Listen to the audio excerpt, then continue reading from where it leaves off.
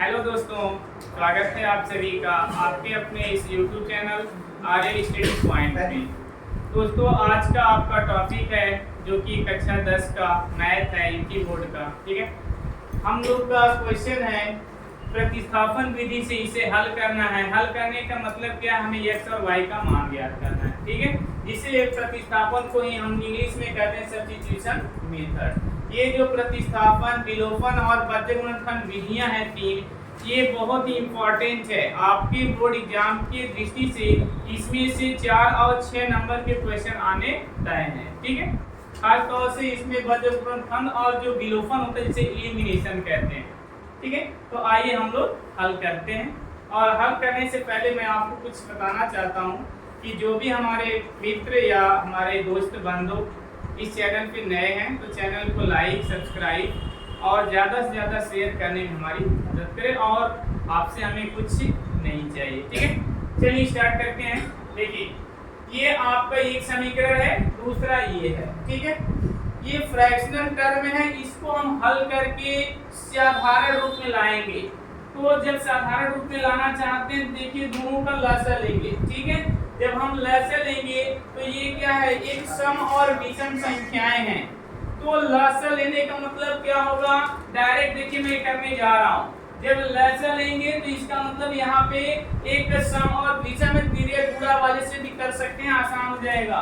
तो 3 3 9x को 5 6 minus 10 y बराबर 2 3 6। और इसको मैं पक्षांतर भी कर रहा हूँ इधर, तो -12 होगा मेरे बच्चों।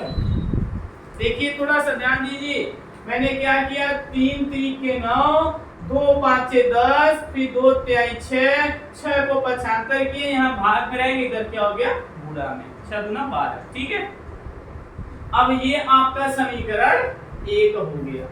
ठीक, इसी प्रकार के इसको भी हल करना है। जब इसको देखिए करेंगे, 2 का गुणा x में करेंगे 2x, 3 का गुणा y में करेंगे धन 3y बराबर, अब यहाँ से क्या हो जाएगा, 2 3 6, तो 13/6 गुणे 6। ठीक है, ये देखिए 6 गुणा में है, ये भाग में है, ये कट जाएगा, तो क्या मिलेगा आपको, 2x धन 3y बराबर 13। ये है समीकरण 2 आपका। ठीक है, यहाँ तक क्लियर है, कंफर्म है। अब इन दोनों समीकरणों को हल करके x और y का मान ज्ञात करना है, वो भी प्रतिस्थापन से। आगे मैं जब विलोपन को पढ़ाऊंगा आपको कहेंगे सर प्रतिस्थापन तो बेकार है, विलोपन ही चाहिए, क्योंकि वो काफी कम में आपका आंसर आ जाएगा। लेकिन हमें आपको पढ़ाना सभी है, तो जो पहले प्रतिस्थापन आता मैं इसको आपको पढ़ा रहा हूँ। ठीक है, क्योंकि एग्जाम में प्रश्न जब आपको देगा तो वहां पे लिखा रहेगा कि प्रतिस्थापन से हल करना है या विलोपन से या बद्ध गुणनखंड से। वहां पे लिखा रहेगा कि निम्नलिखित समीकरण को प्रतिस्थापन विधि से हल कीजिए या बद्ध गुणनखंड विधि से हल कीजिए या फिर विलोपन से, उसमें लिखा रहेगा। अगर नहीं लिखा है और आपसे कहेगा कि निम्नलिखित समीकरण को हल कीजिए, तब तो आप स्वतंत्र हैं, चाहे प्रतिस्थापन, चाहे विलोपन, चाहे बद्ध गुणनखंड, किसी भी विधि को आप अपना करके हल कर सकते हैं। परंतु अगर नाम दे दिया तो फिर आपको उसी विधि को हल करना पड़ेगा। ठीक है, तो अब चलिए हम लेते हैं समीकरण 1 से, इस बार लेते हैं, हर में तो समीकरण 2 से लेते ही थे। ठीक है, समीकरण 1 से आपको भी ऐसे ही लिखना पड़ेगा। ठीक, तो यहाँ से क्या हो जाएगा, देखिए मैं क्या कर रहा हूँ, x का मान ज्ञात करूंगा, तो 9x बराबर ये -10y इधर है, पक्षांतर करेंगे तो प्लस में 10y, अब -12 पहले से है ना। अब इस x का मान ज्ञात करें, 9 को भी पक्षांतर करिए, तो x बराबर 10y -12/9।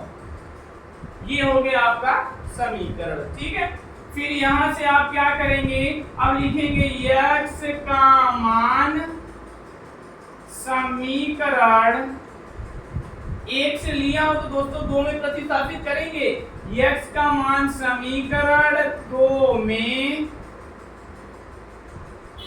प्रतिस्थापित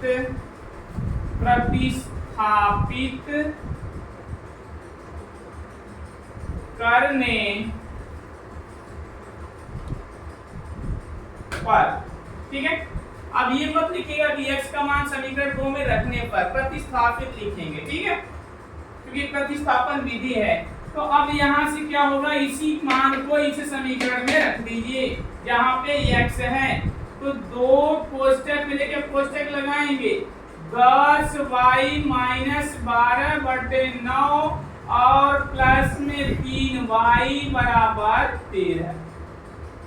ठीक है, कोष्टक क्यों लगाया हमने, क्योंकि यहाँ पे क्या है, 2 टर्म था, ये देखिए 2 टर्म है और इसके बाहर यहाँ 2 है, इस 2 का गुणा इन दोनों टर्म में होना चाहिए, इसलिए मैंने कोष्टक का यूज किया। अगर कोष्टक का यूज नहीं करते, इसका गुणा केवल इसी में होता, फिर ये 12 में नहीं कर पाते आप, ठीक है।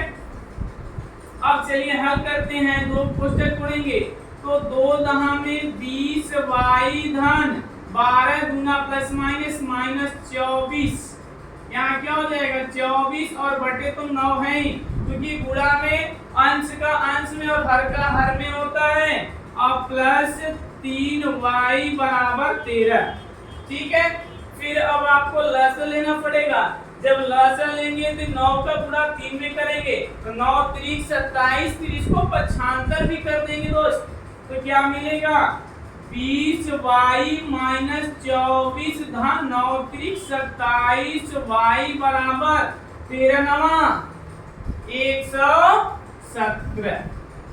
देखिए मैंने लसागु लिया, लसागु लेने का मतलब क्या किया, इसके बटे 1 कर लेंगे तो 9 3 27 हो जाएगा, 1 का गुणा इधर करेंगे कोई फर्क नहीं पड़ेगा, फिर 9 को इधर भेज देंगे, गुणा हो जाएगा, पक्षांतर करेंगे, इधर भाग में इधर गुणा हो जाए, 13 9 117। ठीक है, और आगे अभी आपको हल करना है, तो अब आप क्या करेंगे, यहाँ से y का मान ज्ञात करना है, तो y वाले को जोड़ लीजिए और नंबर वाले को पक्षांतर कर दीजिए, तो 20y और 27y जोड़ेंगे तो 47y मिलेगा।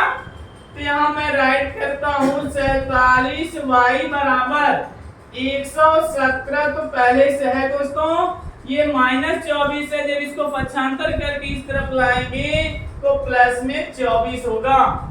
अब y बराबर क्या हो जाएगा, 7 4 11 का 1 2 1 3 1 हासिल 4 20, 141 बटे क्या हो जाएगा 47 को पक्षांतर करेंगे तो बटे में 47 होगा।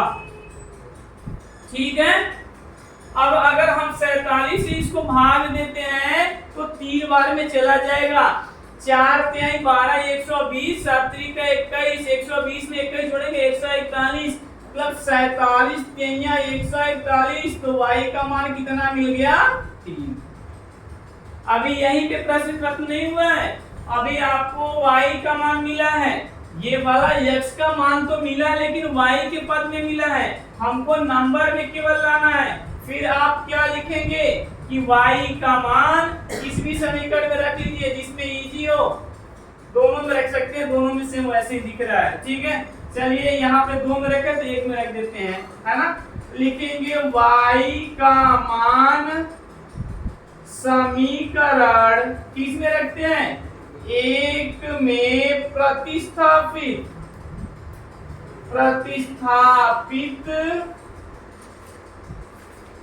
करने पर।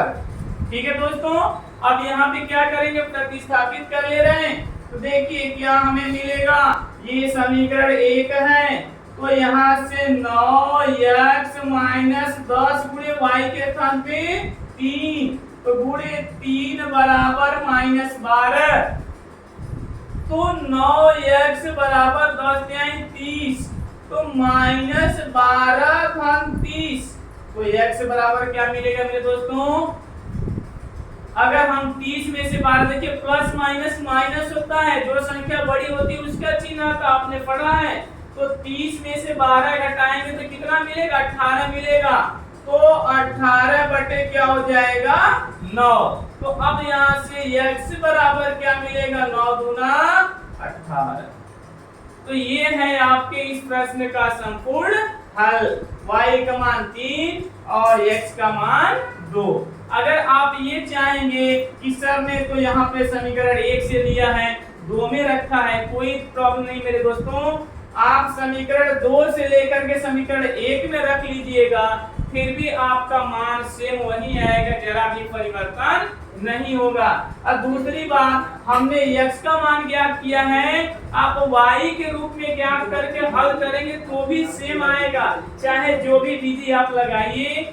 x और ये y के जो मान है 3 और 2, इसमें जरा भी परिवर्तन नहीं आएगा। ठीक है, अगर आपको ये प्रश्न समझ में आया हो तो बस थोड़ी सी छोटी सी आपसे गुजारिश है, इतना तो बनता भी है मेरा हक कि आप चैनल को लाइक, सब्सक्राइब और शेयर कराने में अपनी योगदान जरूर देना। Thank you.